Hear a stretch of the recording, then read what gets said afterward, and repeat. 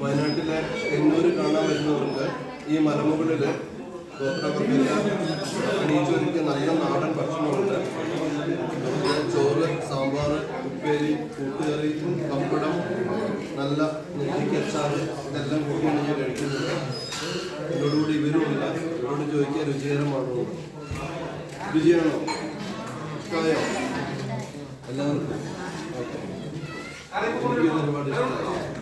സാധാരണ ഹോട്ടലുകളിൽ നിന്ന് കിട്ടുന്നതിനേക്കാൾ വ്യത്യസ്തമാണ് സാമ്പാറിൻ്റെ കഷ്ണങ്ങളടക്കം അതിൻ്റെ രുചിയൊക്കെ.